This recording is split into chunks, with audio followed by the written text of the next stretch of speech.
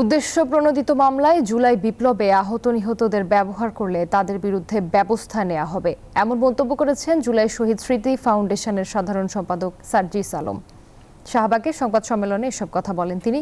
আহত পরিবারকে 1 লাখের পরিবর্তে 3 লাখ ও নিহতদের পরিবার 5 লাখ টাকা অর্থ সহায়তা পাবে বলে জানানো হয় অনুষ্ঠানে। এছাড়া দেশের সকল সরকারি হাসপাতালে আজীবন বিনামূল্যে স্বাস্থ্যসেবা পাবেন আহতরা।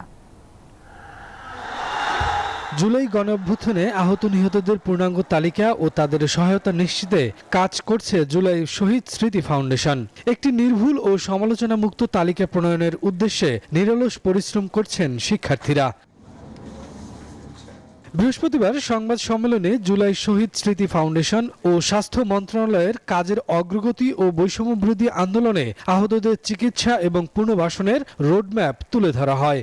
আহতদের 1 লাখের পরিবর্তে 3 লাখ ও নিহতদের পরিবারকে 5 লাখ টাকা করে দেওয়া হবে বলে জানানো হয় ফাউন্ডেশন থেকে। যারা শহীদ পরিবাররা আছে তাদেরকে এককালীন 5 লক্ষ টাকা।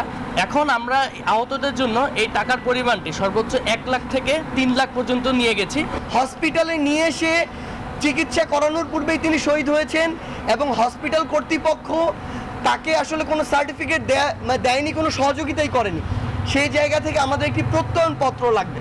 এছাড়া মিথ্যা মামলা দিয়ে আন্দোলনে সংশ্লিষ্ট অপরাধীর বাইরে কাউকে আসামি করা হলে তাদের বিরুদ্ধে ব্যবস্থা নেয়ার হুঁশিয়ারি দেন বৈষম্য বিরোধী ছাত্র আন্দোলনের সমন্বয়ক সার্জিস আলম।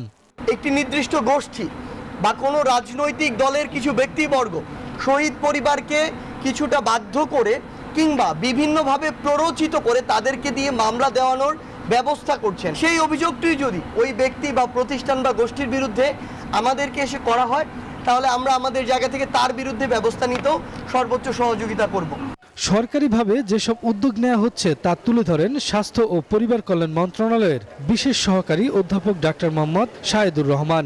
এই অভ্যুত্থানে যতজন আহত হয়েছে তাদের সবাইকে সরকারি হাসপাতালগুলোতে ফাস্ট ট্র্যাক সার্ভিস দেওয়া হবে। সরকারি হাসপাতালগুলোতে আজীবন তিনি সব ধরনের চিকিৎসা বিনামূল্যে পাবেন। যেই সেবাগুলো সরকারি হাসপাতালে নেই সেগুলো বেসরকারি সেবা থেকে গ্রহণ করা হলে সরকার তার মূল্য পরিশোধ করবে।